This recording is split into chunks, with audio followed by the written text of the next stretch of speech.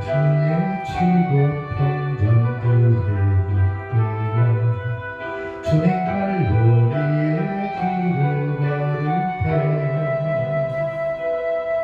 사람들이 몰려왔네. 죽음의 길 걷는 그를 보려고.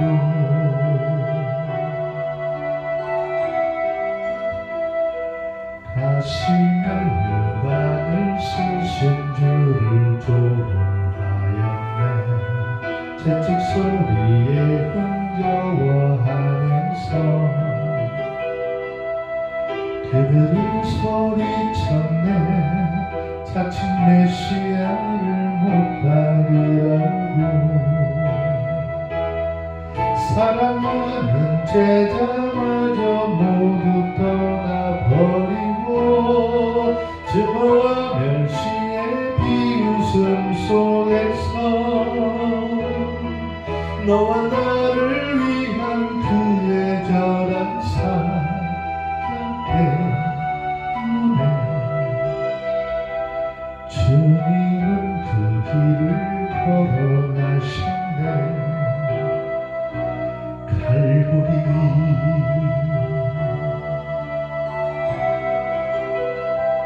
사람들은 말을 했네. 이제 모두 끝이 나고 더 이상 그를 기대할 수 없다고. 자신마저 못 구원한 그는 메시아일 수가 없다고. 갈보리의 그 길만이 진정 구원의 길인 것을 그 누구도 이해하지 못했지만 너와 나를 향한 하나님의 사랑 때문에 주님은 그 길을 걸어가셨네. 고난의 길 십자가에서 흘린 보혈을 예루살렘 유다와 땅끝까지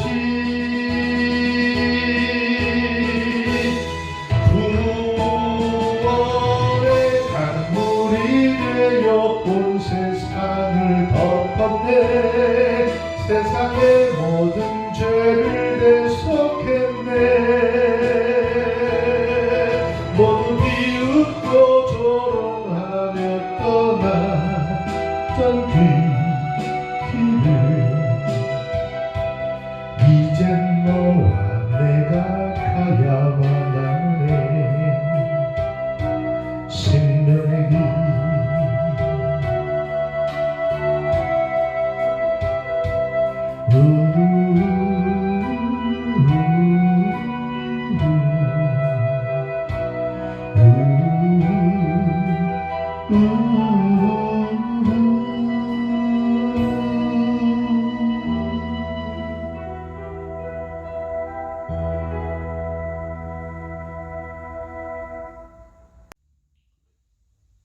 이번 주는 예수 그리스도께서 인류의 죄를 대속하시기 위해서 고난을 당하셨던 그런 주간 중에도 특별히 온갖 고난과 핍박을 당하시고 십자가에서 죽으시고 장사를 지내고 무덤에 안치된 그런 주간입니다.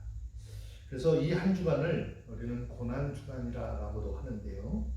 구약적으로 표현하면 속죄의 날을 기념하는 날이기도 하죠. 본문은 여호와의 임재의 상징인 지성소에 들어가기 위한 요령이 지시되어져 있는 내용입니다. 즉 1년에 한 번 있는 대속죄일에 대한 규례로 이것을 위하여 대제사장은 자신을 위한 제사와 그리고 이스라엘 백성들을 위한 제사를 드려야 했습니다. 대제사장은 속죄제와 번제를 드리고 몸을 씻고 거룩한 세마포 옷을 입어야 성소의 휘장 안으로 들어갈 수 있습니다.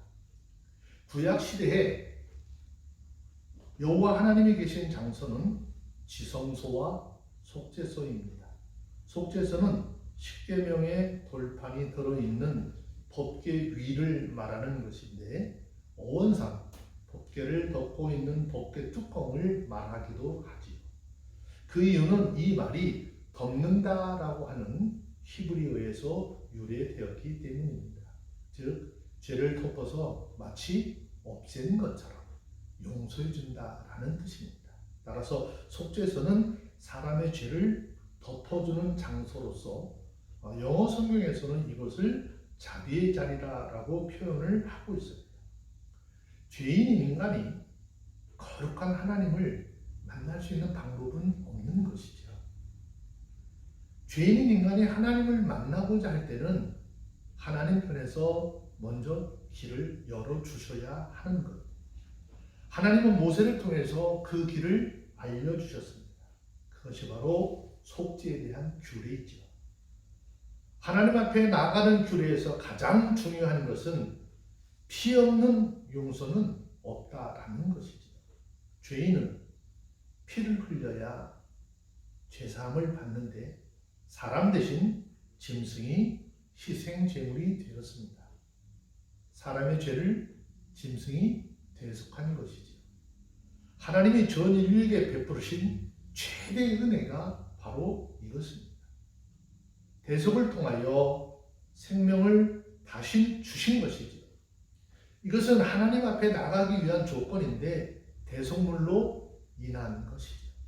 대제사장이 지성소에 들어가려면 속죄 제물로 황소 한 마리, 번제 제물로 순양 한 마리를 준비해야 합니다. 이때에 이스라엘 백성들을 위한 속죄 제물은 순염소 2마리, 번제 제물로 순양 한 마리가 준비되어야 합니다. 자, 순염소 2마리 중 한 마리는 여호와를 위하여, 다른 한 마리는 아세세를 위한 제물이 되는 것이죠. 즉, 순염소 한 마리는 속죄용이고 다른 한 마리는 아세세용이죠. 자, 그렇게 함으로써 염소 한 마리로는 인생의 죄에 대한 속죄가, 또 다른 한 마리는 죄에 대한 제거가 되는 것입니다.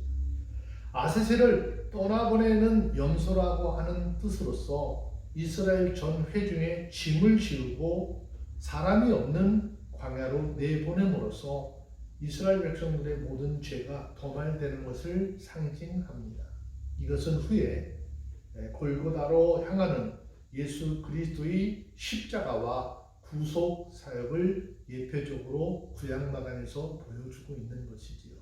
자, 본문의 말씀을 보면 속죄를 위하여 제사장은 수송아지를 속죄 제물로 드리고 2마리의 숫 염소를 준비하는데 15절을 보면 이 염소는 이스라엘 백성들을 위한 것이라고 했습니다. 먼저 제사 드리는 과정을 보면 칼피라고 하는 항아리가 준비됐고 그 항아리에 들어있는 제비를 뽑아서 2마리의 염소가 어떤 용도로 쓰여질지 결정이 되어집니다. 그래서 그 중에 한 마리는 제단의 제물로, 또 한 마리는 아세세를 위한 광야로 보낼 목적으로 나누어지게 됩니다. 레위기 16장 9절로 10절 말씀에 보면 아론은 여호와를 위하여 제비를 뽑은 염소를 속죄제로 드리고 아사스를 위하여 제비 뽑은 염소는 산대로 여호와 앞에 두었다가 그것으로 속죄하고 아사세를 위한 광야로 보낼지니라 그랬습니다. 이 중에서 염소를 산채로 광야에 보내지는 이 규례는 레위기 14장 51절로 53절 말씀을 통해서 보면 문둥병자의 집을 정결하게 하는 의식과도 같은 의미가 있는 것이지요. 레위기 14장 53절까지의 말씀을 보면 새 2마리를 준비하고 한 마리는 정결을 위한 희생으로 잡고 한 마리는 들에 놓아주게 됩니다. 이것은 죄와 부정으로부터 벗어나 자유와 해방을 상징하는 규례였습니다. 이와 같은 의미로 본문의 2마리의 염소 중에서 한 마리는 제단에 드려질 용도로, 한 마리는 광야에 보내질 용도로 준비가 되게 됩니다. 이때 광야로 보내질 염소는 붉은 리본을 목에 걸게 해서 따로 표시를 해서 관리하게 되죠. 그리고 이렇게 준비된 염소 중에 제단에 드려질 염소는 잡을 때 아무 고통이 없이 한 칼에 그 염소를 잡게 되죠. 그리고 그 피를 제단의 단에 뿌리고 고기는 불사르게 됩니다. 레위기 16장 18절 19절 말씀에 보면 그는 여호와 단으로 나와서 그것을 위하여 속죄할지니 곧 그 수송아지의 피와 염소의 피를 취하여 단 귀퉁이 뿔에 바르고 또 손가락으로 그 피를 그 위에 7번 뿌려 이스라엘 자손의 표정을 단에서 성결케 할 것이고 그랬습니다. 또 레위기 16장 27절 말씀에 보면 속죄제 수송아지와 속죄제 염소의 피를 성소로 들여다가 속죄하였은즉 그 가족과 고기와 똥을 밖으로 내어다가 불사를 것이다 라고 했습니다. 이렇게 해서 제단의 제물이 다 드려지고 나면 이제 아세세를 위한 염소를 보내야 합니다. 자, 그런데 이 염소가 광야로 보내지기까지의 과정을 살펴보면 말로 형용할 수 없는 아주 고통을 당하게 됩니다. 이 염소에 대해서는 학설이 참 많습니다. 하지만 우리들이 죄를 짊어지고 가시는 예수 그리스도를 예표하는 것으로 보는 것이지요.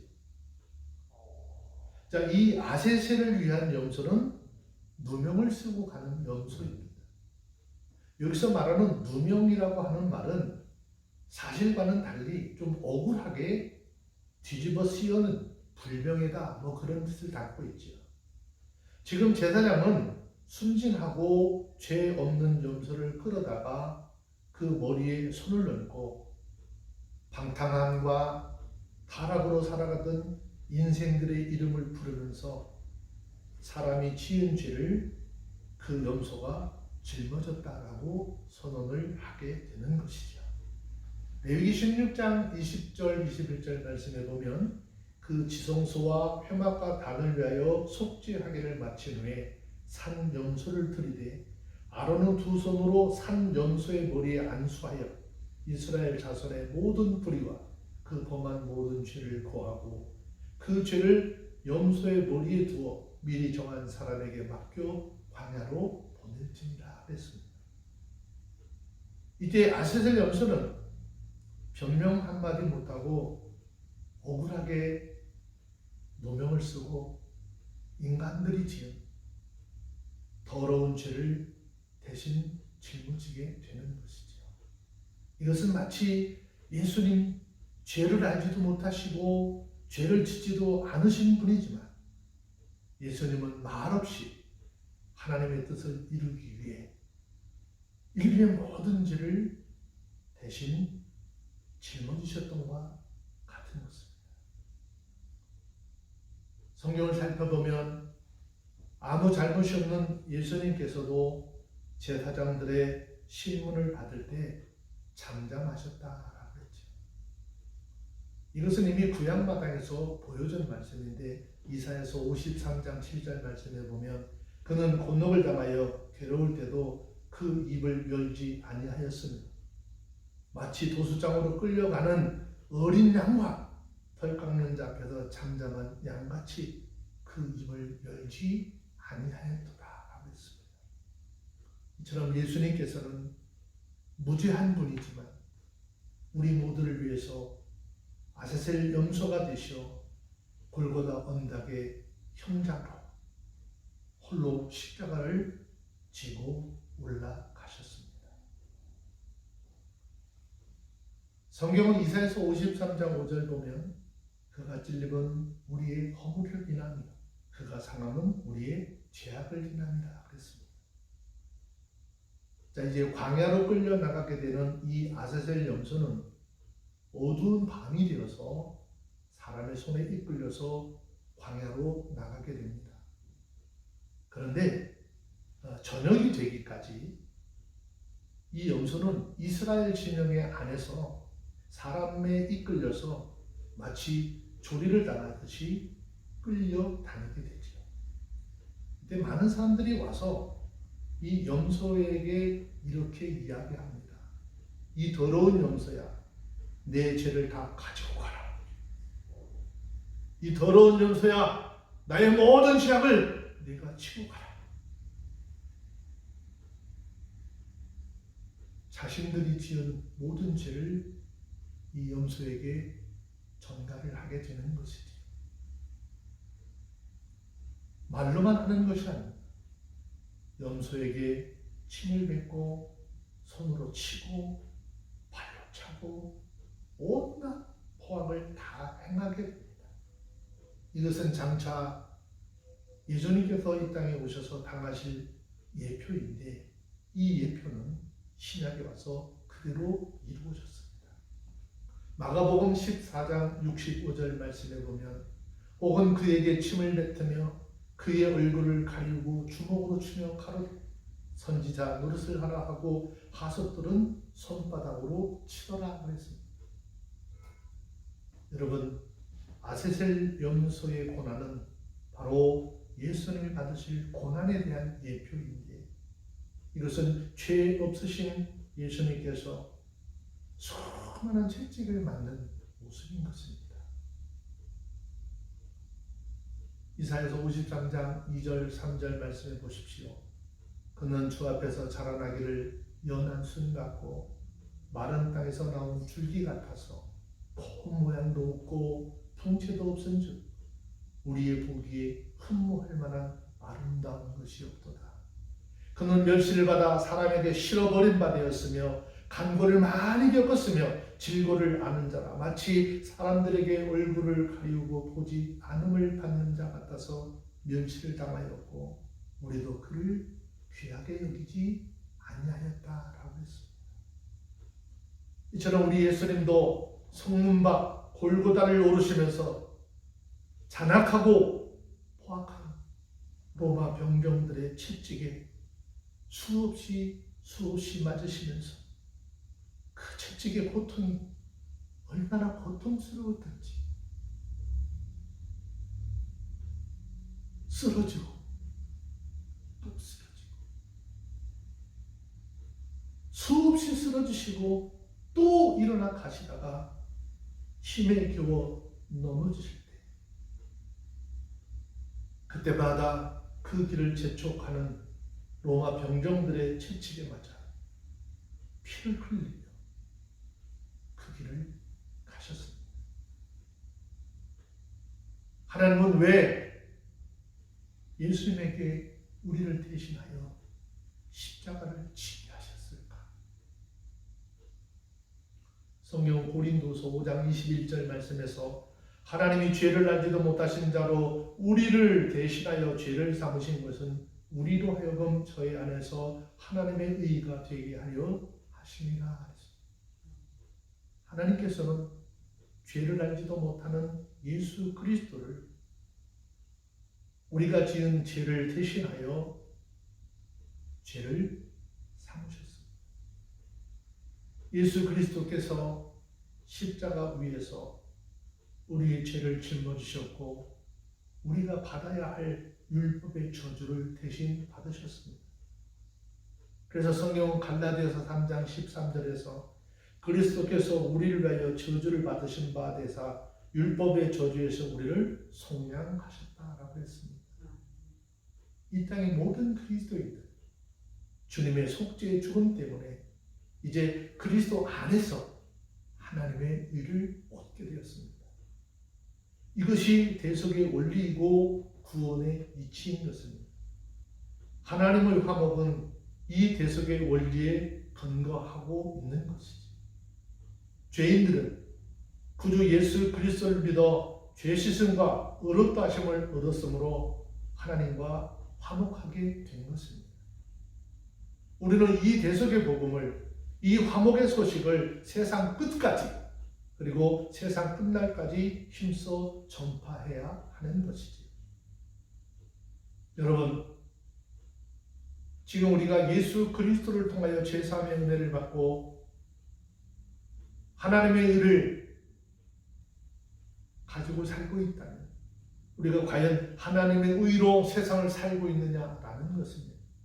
만약 우리가 하나님의 의로 살아가고 있지 않다면 그것은 또다시 예수님을 십자가에 못 박는 것입니다. 예수 그리스도로 말미암아 의롭게 된 우리 모두 세상과 구별된 그리스도인으로서의 삶이 있어야 하는 것입니다. 이제 아세셀 염소는 해가 저물어가는 저녁 시간에 인간의 죄를 대신 지고 혼자서 성문 밖 광야로 쫓겨나게 됩니다. 레위기 16장 21절 22절 말씀에 보면 아론은 두 손으로 산 염소의 머리에 안수하여 이스라엘 자손의 모든 불의와 그 범한 모든 죄를 고하고 그 죄를 염소의 머리에 두어 미리 정한 사람에게 맡겨 광야로 보낼지니 염소가 그들의 모든 불의를 지고 무인지경에 이르거든 그는 그 염소를 광야에 놓을지니라 했습니다.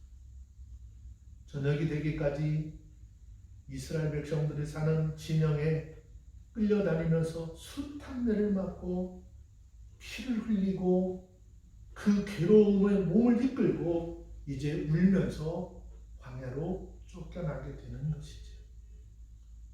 아세셀 염소는 아픈 몸을 이끌고 쫓겨나 거기에다 날이 어두워지기까지 해서 그 광야에서 들려오는 맹수의 울음소리에 두려워 떨어야만 했습니다. 인생의 죄를 짊어진 이 염소는 광야의 어둠이 들이는 두려움의 시간에 쫓겨내도록 법이 정해져 있습니다.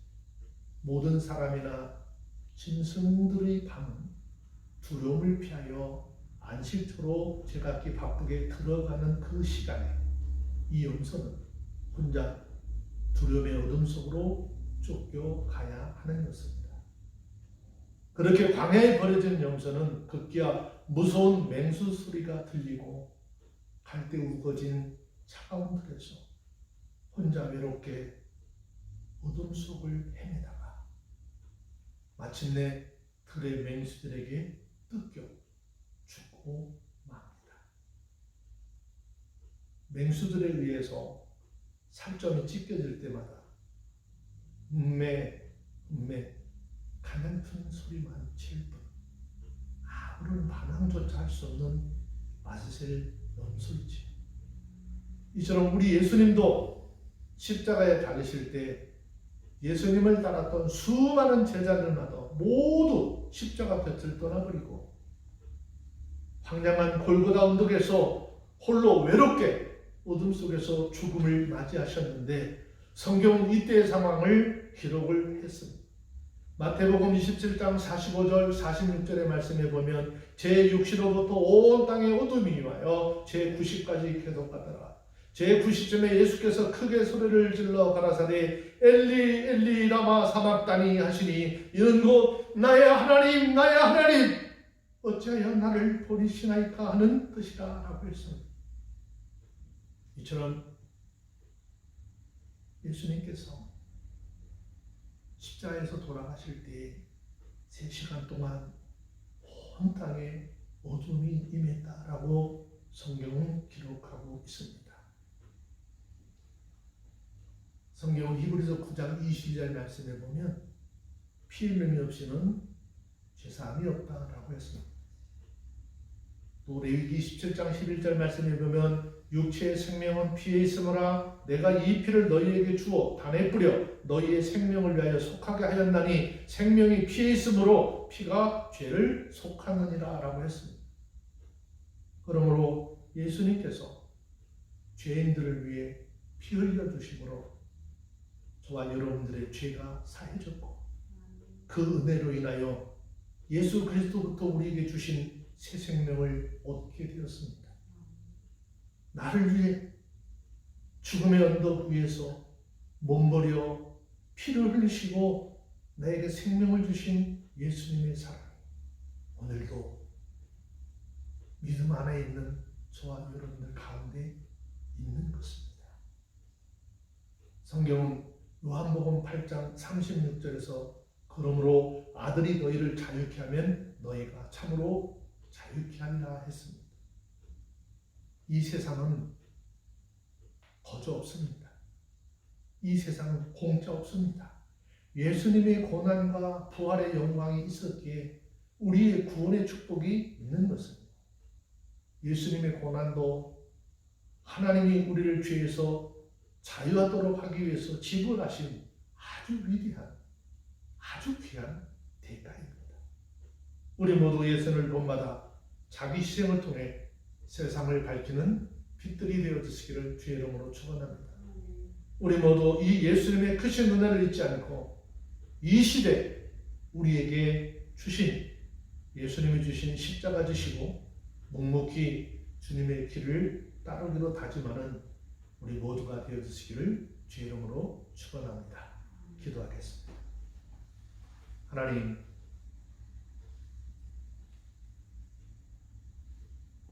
우리에게 주어진 고난 주간의 삶을 돌아보면서 우리를 위해 희생하시고 몸짓어 비우신 주님을 기억하게 하옵소서. 그리고 그 주님의 희생으로 하늘의 생명을 덧입은 우리 모두에게 은혜를 덧입혀 주시고 하나님의 사람으로 살아가기에 부족함이 없도록 인도하여 주옵소서. 주님의 영광을 선포하며 나가는 하나님의 자녀들이 삶이 되게 하여 주시옵기를 예수님의 이름으로 기도합니다. 아멘.